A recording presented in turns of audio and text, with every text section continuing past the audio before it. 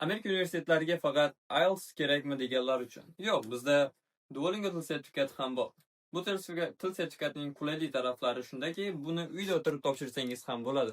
Yana bir qulayliklaridan biri bu IELTSga qaraganda 3 barobar arzonroq bo'lib hisoblanadi. Endi esa minuslarni aytamiz. Nega bunday? Eng glavniy minuslardan biri bu faqat Amerika uchun o'tadi. Ya'ni Yevropa davlatlari hamda Koreya davlatlariga juda ham kam holatlarda o'tishi mumkin.